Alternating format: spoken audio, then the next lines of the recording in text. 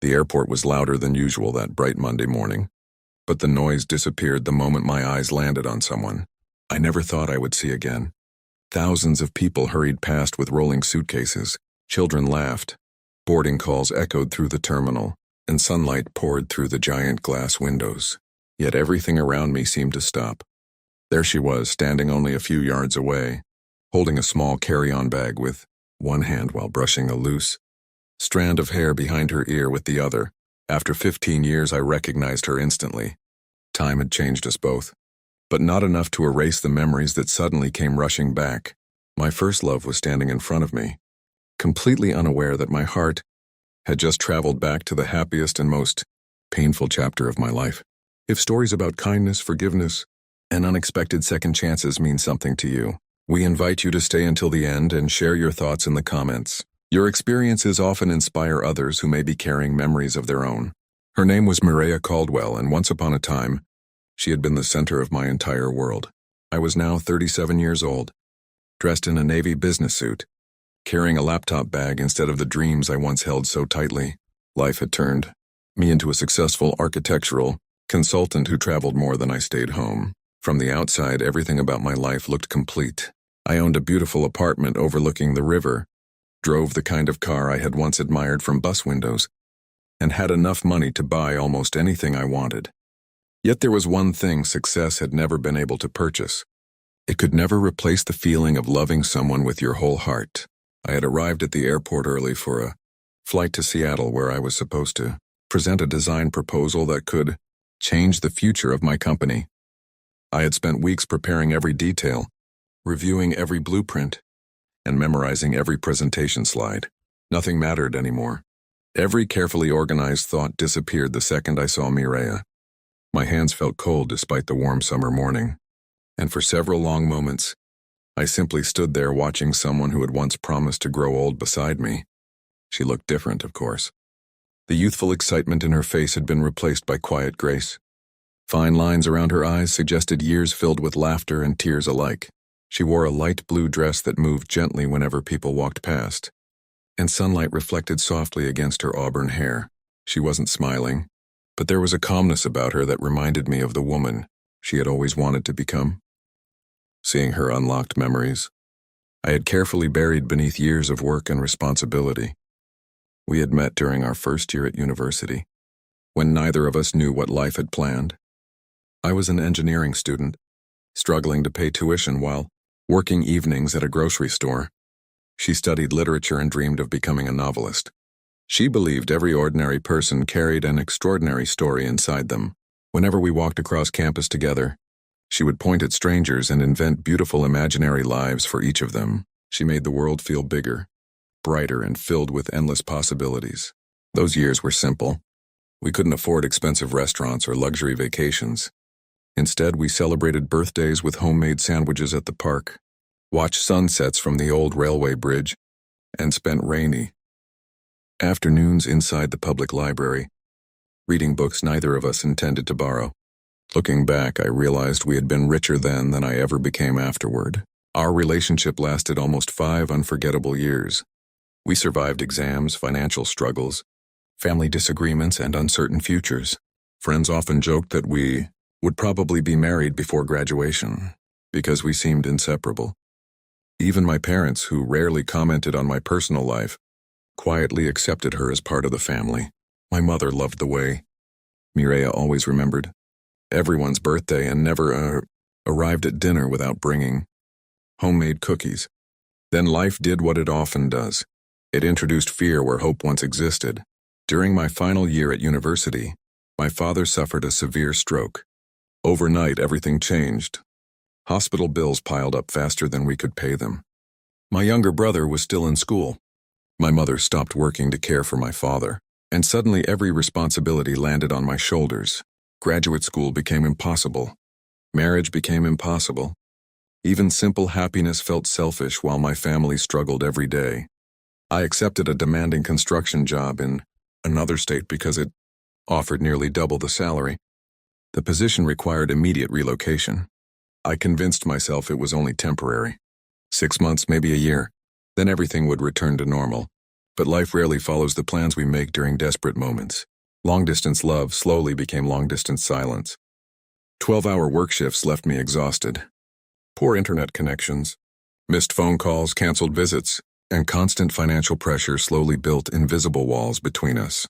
Every conversation became shorter than the last.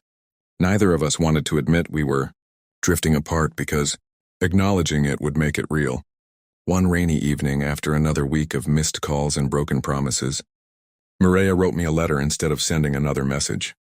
She explained that love should never feel like waiting for someone who no longer had room for happiness. She wasn't angry. She wasn't blaming me. She simply believed we were becoming strangers while pretending nothing had changed. She wished me success, hoped my father would recover, and thanked me for giving her the most beautiful years of her life. I still remembered holding that letter with trembling hands inside my tiny apartment. I read every sentence so many times that the paper eventually became soft around the edges. I wanted to fight for us. I wanted to explain everything. But deep inside, I also knew she deserved more than endless waiting and uncertain promises. Months became years. My father slowly regained his health. My career advanced beyond anything I had imagined. Promotions came one after another. New cities replaced old memories. Friends encouraged me to date again, and I tried more than once. Every relationship ended politely because I compared everyone, unfairly, to a woman who no longer belonged to my life. Eventually, I stopped looking altogether. The boarding announcement interrupted my thoughts and pulled me back to the present. Mireya still hadn't noticed me. She looked toward one of the arrival gates, instead of the departure area where I stood. There was anticipation in her expression, almost nervous excitement, as though she was waiting for someone important. A familiar ache settled inside my chest. Maybe she had a husband. Maybe children would appear beside her any second. Maybe she had built the beautiful family we once dreamed about together. I reminded myself that I had no right to feel disappointed. 15 years was a lifetime. People moved on. They healed. They found happiness elsewhere. That was how life was supposed to work. Still, my feet refused to move. For several minutes, I simply watched travelers reunite with loved ones. Elderly couples embraced after long flights. Children ran into waiting parents. Friends laughed while carrying oversized suitcases. Airports had always fascinated me because they contained thousands of endings and beginnings happening simultaneously. Every arrival represented hope. Every departure carried uncertainty. It suddenly occurred to me that perhaps our story had never truly ended. Perhaps it had simply remained unfinished. Then something unexpected happened. A little girl, no older than 8, came running toward Mireya from the arrival gate with joyful excitement. Without hesitation, Mireya knelt down and wrapped the child in the warmest embrace I had ever seen. They laughed together, and the little girl proudly showed her something she had been carrying in her backpack. My heart quietly sank. I smiled despite the disappointment because, strangely enough, seeing Mireya happy brought me comfort instead of jealousy. If life had given her the family she deserved, then perhaps the years apart had not been meaningless after all. But before I could walk away, another figure approached them. It wasn't a husband. It was an elderly woman with silver hair who leaned on a walking cane. Mireya immediately supported her arm with incredible tenderness. The little girl took the older woman's free hand, and together for several long seconds neither of us moved. The airport remained alive around us with the constant rhythm of rolling luggage, boarding announcements, and cheerful reunions. Yet everything beyond the few feet separating us seemed to disappear. Time had given us older faces and quieter hearts, but it had not erased the familiarity in our eyes. It felt impossible that 15 years had passed since we had last stood close enough to hear each other breathe. The years had taught me how to remain calm during business, negotiations worth millions of dollars, but nothing had prepared me for this simple moment. Every carefully built wall around my heart suddenly felt fragile. I realized that some people never truly leave us. They simply become a silent part of who we are.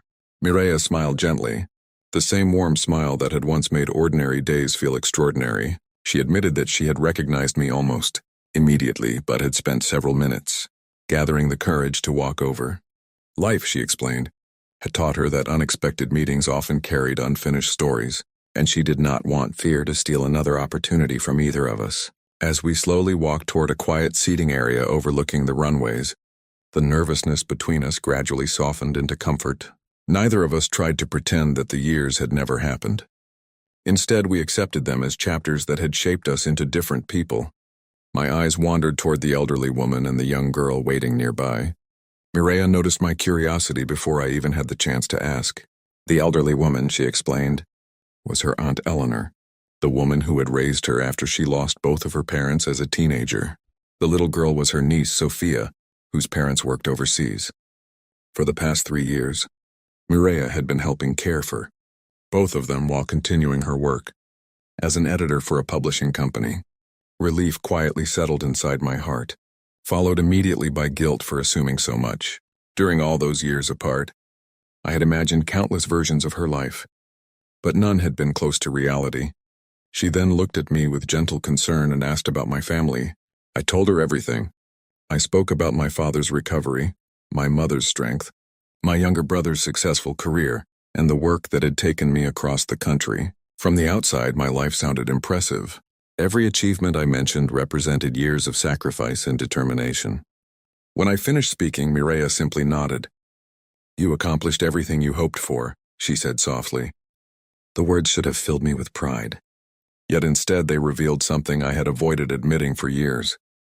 I had accomplished almost everything. Almost. I confessed that despite all the promotions, awards, and financial success, my apartment often felt painfully quiet at night. Business trips had replaced family vacations. Meetings had replaced meaningful conversations. Somewhere along the journey toward success, I had forgotten how to build a life instead of merely building a career. Mireia listened without judgment. That had always been one of her greatest gifts. She never rushed to solve someone's pain. She simply allowed them to feel understood. She then shared her own story. After we separated, she had poured every emotion into writing. Although she never became the famous novelist she once dreamed of becoming, she discovered something equally meaningful. She began helping young writers tell their own stories. She believed every person deserved someone who believed in their voice, just as I had once believed in hers. She admitted there had been relationships after ours, but none had lasted. Life had simply taken different paths than she had expected. Instead of building the family she once imagined, she devoted herself to caring for the people who needed her most. Listening to her, I realized that neither of us had lived perfect lives. We had simply lived honest ones. Our conversation continued until another boarding announcement echoed across the terminal. My flight? I looked at the departure gate, then back at Mireia. For years I had believed opportunities only came once. Miss one flight, one promotion, one chance, and it would disappear forever. But standing there, I began wondering whether the greatest opportunities were not found in business contracts at all. They arrived unexpectedly, wearing familiar smiles inside crowded airports. Without overthinking, I opened the airline application on my phone. The presentation could wait until tomorrow. The company had other executives. This moment would never come again. I changed my ticket to the following day. When I looked up, Mireia seemed surprised. I smiled for what felt like the first genuine smile in years. For the rest of the afternoon, we left the airport together. The bright sunshine welcomed us outside as though the day itself wanted to celebrate our reunion. We found a small cafe overlooking a nearby park, where children chased pigeons, musicians played soft melodies, and families enjoyed the warmth of the afternoon. We talked for hours, not about the mistakes that had separated us, not about the years we had lost. Instead, we spoke about everything we had learned because of them. For the first time, I understood that love is not measured by how tightly two people hold on to each other. Sometimes it is measured by how kindly they remember each other, even after life pulls them apart. As evening approached, I walked Mireia, Aunt Eleanor, and Sophia back toward their hotel. Before saying goodbye, Sophia handed me a small folded piece of paper. Inside was a simple drawing she had made while we were talking. It showed two people standing beneath the large windows of an airport. Above them, she had written in colorful letters, "Some people are supposed to find each other again. Children often say the simplest things with the greatest wisdom." Over the following months, our friendship slowly grew again. There were no rushed promises, no unrealistic expectations, and no attempts to recreate the past. We met for coffee, celebrated family milestones, and supported each other through everyday moments.